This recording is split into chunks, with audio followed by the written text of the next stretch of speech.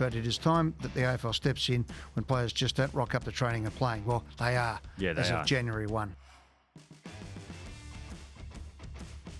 Hello everyone, welcome to Eddie and Jimmy on this Wednesday afternoon where we have a bit of a look at the emails, what you want to talk about, and see if we can answer the questions for you.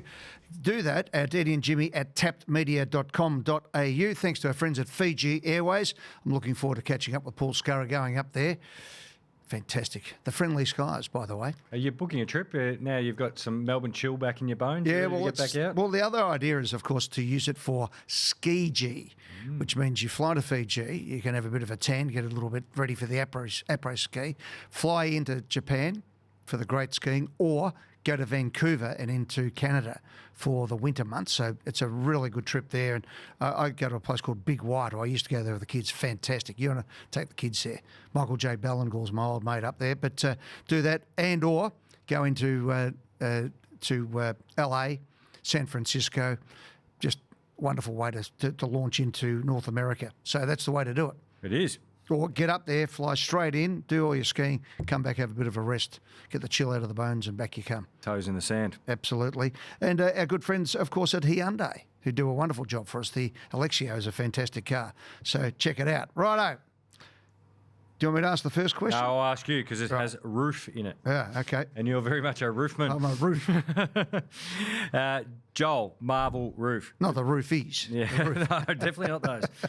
With the roof closed at Marvel Stadium, it becomes a dark, soulless pit. With the roof open, the shadow contrast can be blinding, making the game unbearable for both spectators at the ground and for the viewers at home. Correct. Luckily, there is a solution. What is that? ETFE roof panels. It might be a bit of a sponsorship deal there. It can replace the existing panels and would allow sunlight into the stadium without having the severe shadow contrast. This could give the stadium a new lease of life. Has the AFL and state government looked into this? It's not a state government thing. It's the AFL. They own it. That's like the one at SoFi. Yeah, and That'd be what you're talking about. you know what? When you were reading that out, I was thinking exactly that. I've been thinking this for a while. I agree. It's a big cost. That's the thing. But in the next incarnation, they've just spent $250 million fixing up all the concourse and building the front of it. But yeah, if there's any money left over, that would be a really good solution. And you can just leave it closed then. So the retractable roof was a good idea, except they built it in the wrong direction and didn't get the sight lines right and forgot the coach's box. Apart from that, it was fantastic. It's still very funny that it's in the wrong direction. Like, it's Get into Hurdy. He was the civil engineer down there at that stage, copying money from Channel 7 to leave the footy show. When you it's not like it's an IKEA set where you accidentally put the wrong panel on and you have to pull it apart. It's so stupid. It's so dumb. But you know the thing is... the coach's boxes. But just stick with the roof for a second.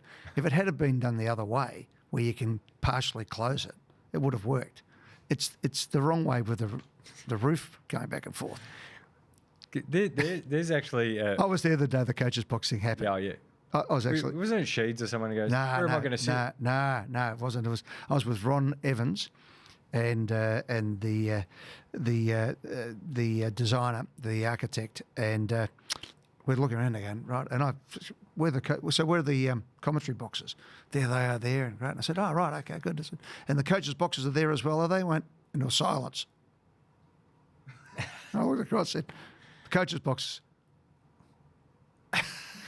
They've forgotten the coach's box. Having said that, when they built the Northern Stand, the member stand at the MCG, we also got the blueprint, and the first thing I said was coach's boxes. And they had them in an area that was actually down a bit low and was going to actually impact the Olympic room where you have the president's lunches. And we were able to get on top of that. And they said, in fact, I rang Mick Motta and said, you've been in the commentary boxes at the MCG. Is that a good level for you? He said, oh, that's ideal. And that's why it ended up still a little bit lower than the commentary boxes, but up that little bit higher behind the member stand there. Yeah. Only in Australia. Only in Australia. It's up there with when they built the pool for the World Swimming Championships down Geelong. And forever and a day, we've swum 50 metres. It's 49.5 down there. Yeah. We're just a... Or the pommel horse at the Sydney Olympics, where they forgot to have it up at the... when the first couple of trained athletes trained to it to the second, were actually hitting it and going 20 metres over. Ross Stevenson wrote the games with John Clark, and they joked about the 100 metres not being right. It ended up being a blueprint. It's unbelievable.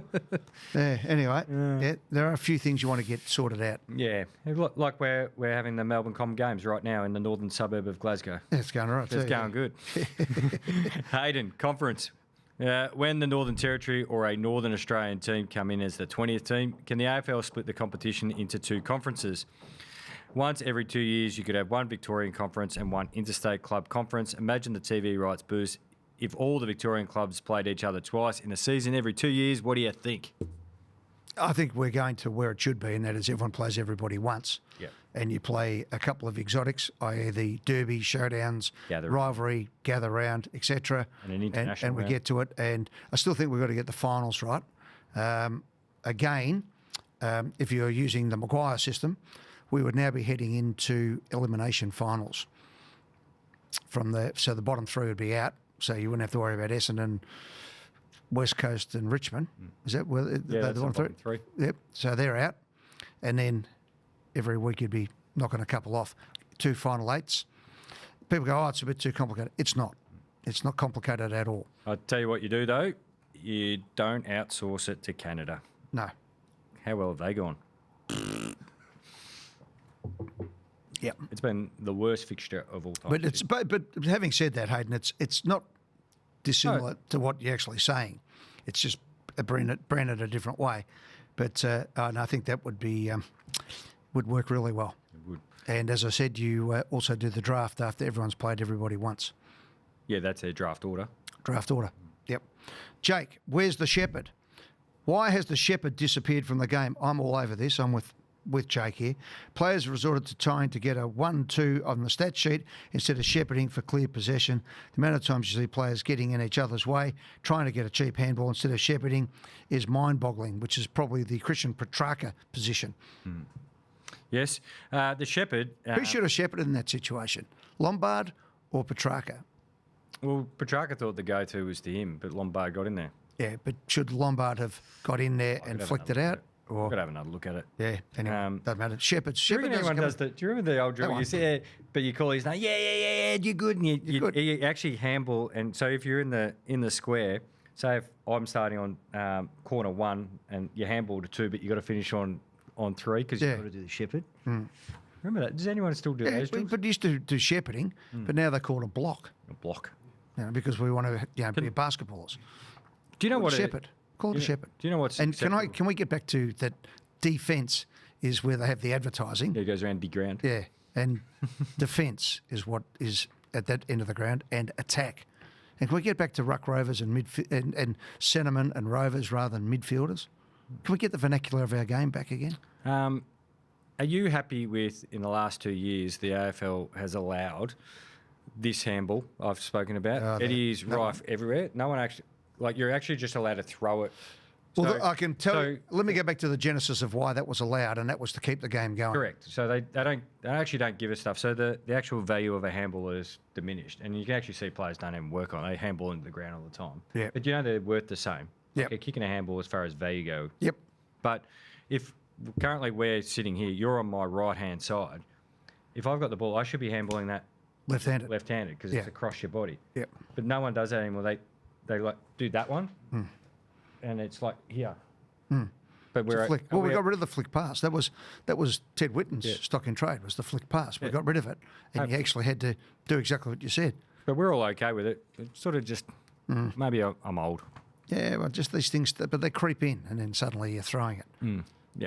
Nathan, contracts, a controversial one here.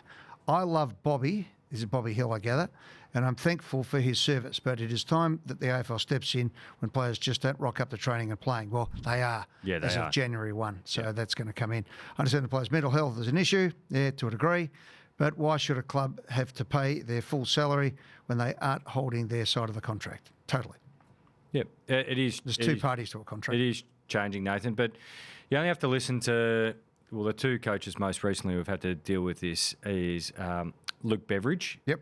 All three coaches, Luke Beveridge, Craig McRae and Chris Scott. Now, three pretty good blokes. Yeah. And you only have to hear them in presses say, I don't know, because it's actually not in their hands. So A coach is not allowed by law to ask about if there's any issues with drugs, for example. Yeah. So there's, as far as getting the care and services, there's no more care and service than being an AFL player. So you get club, but also now the AFL steps in with their own mental health and well-being, and that's why clubs and coaches are saying, I'm not aware. Like, I can't do anything. But how many people will do it? We've got the AFL, got the AFLPA, we've got managers, we've got parents, we've got friends, we've got everybody. Enough. The clubs can only do so much. Yep. Particularly when they're not allowed to do things. You know, if the PA have got it so that the coach can't find out, well, then make it their problem. But you pay them. But Nathan this is. But the point I like about Nathan there is it's the spot on the list that gives me the irrits. I mean, apart from shelling out $1 million for somebody not to turn up, but it's the spot on the list because that affects the team. Yep. So you're actually paying somebody to stuff your list up. You just said something there, January 1, so there is definitely a change coming of what you can do. Yeah, there is. They're going to be a lot more harder. I think they're going to have unavailable rather than hamstring or whatever they have these days. And if there is a period of time, it'll get to a position where it'll go to a independent tribunal, a bit like the concussion. Yep. Not a bit like, a lot like the concussion. And they will say, no, you're not available to be able to play because of mental health, any sort of issues, drug issues in particular. You're not meeting a certain... Yeah. At the moment, it's like the Stengel and Bobby Hill. It's left to the clubs to sort of negotiate. But it's all very much the players' way. And I don't think it's helping the players. If you're getting paid $1 million a year and you've got issues, it's not exactly what you need. Anyway. Jake, crowd numbers. Fans are speaking with their feet and crowds are down across the board. Are they? I'm not sure. I don't think that's the case. The AFL's point of difference against the NRL are the in-attendance experience in crowds. If the AFL loses this edge, we are at risk of losing potential talent, broadcast and sponsorship deals to the NRL. Yep, I agree. Why do the AFL constantly turn their backs on the fans with glaring issues, staring them in the face, umpire focusing on a different rule each week instead of adjudicating the game? And also, just make it good. I mean, stop jacking the prices up on a beer.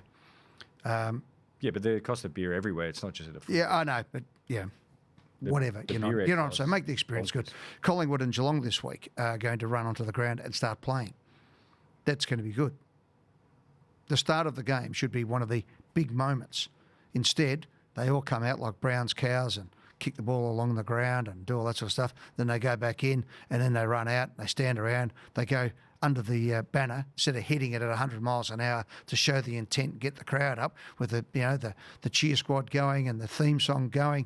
No, we line up and there's 7,000 kids and everything, which I don't mind that sort of situation, but you've got to hit the banner. Connect them up on the other side or walk out with them, have them lined up, no problem whatsoever, but give the intent and run onto the ground and then get going. Go over, toss the coin, boom, straight into it. This week, I think they're going to toss the coin beforehand. So they're going to run out and go straight into position and start the game. Why is this the case for people who are unaware? So Collingwood have said that they want to do this. Their fitness guys come from an NRL background and he reckons all the carry on beforehand, get ready, this is the way to do it. And the players, a lot of the players who went to the State of Origin. Yeah, it was great. We're going round in circles. We're now copying the NFL, believe it or not, who copied what the AFL did originally, and then we moved out of it. And it goes back to Terry Wallace. Terry Wallace saw that in America that they come out and they warm up. But what they do in the gridiron is they do all that warm up, then they go in, and then when they come out, bang, they're into it. What we do is we get the double jeopardy. We do the warm up beforehand, we go back in, have another meeting, do all the stuff that they do, and then they run out, then they have another warm up and carry on. And you have a look now. I remember one time going to Collingwood Hawthorn, and I walked out of the rooms. We ran onto the ground. I looked there and I thought, geez, it's half empty because I'm counting the seats and everything. By the time I got up to my seat, the place was full. So people have worked out that you don't have to get there for the start. So you miss the start. The crowd's not in position. And I agree with, was it Jake? Yep. Yeah, what Jake says. We are losing some of the things that we need to have. I like the Collingwood when we used to do the huddle in the goal square. Up with our cheer squad, run up, while the captain went into the toss, get it in there, crowd cranking up, all that sort of stuff.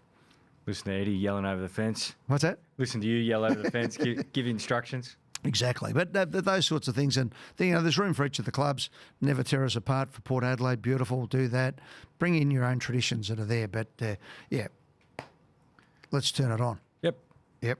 And get the game a bit quicker. Hey, this is Sam's question, and it's about Nathan Buckley.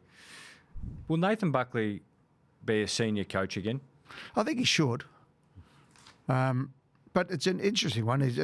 Sam's asking why doesn't he ever crack at Essendon and Carlton? Because he was all in on Tassie. Yeah. And then that's gone. So now he sits back.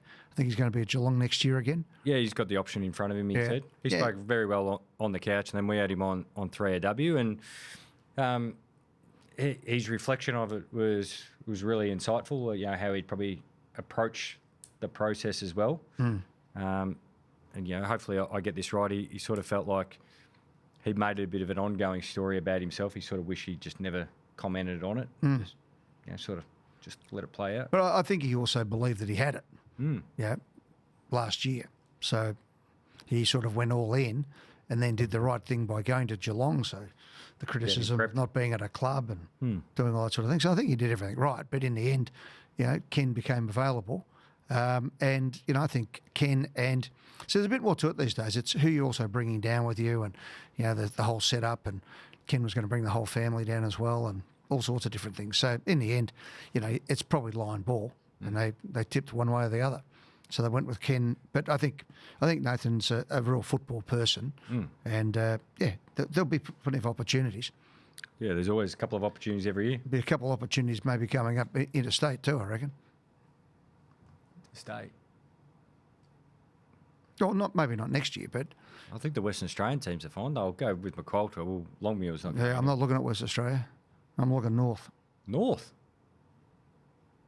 Sydney? It's got a new coach? No. Giants. Kingsley's safe at Giants. Is he? Yeah, okay. No, I'm not saying in the next 5 minutes, but I think in the next 2 years, if GWS and Gold Coast don't fire up... Yeah. There'll be opportunities. Yep. I mean, someone will get the sack. Yeah, North Melbourne might come up in a year's time. No, there's a couple because Clarko, more because Clarko, I think, might get to the end of his career. Brisbane will come up. Brisbane will come up in the year. You reckon Fags is going to... What if they've peeled off 3 in a row and there's 4 in a row sitting there? Yeah, he probably have another go there, but I don't think he'll be going for 5 in a row. You got to go for 5 in a row if you got 4. I think he'll coach next year. I think he just keeps... If you go 4, he's going to go. But what I'm saying is, I think he's got 1 year left. Oof. Why'd you wait to the very end to say this? Well, I don't think. You're a real craftsman, aren't you? I don't guess either. I know you don't guess.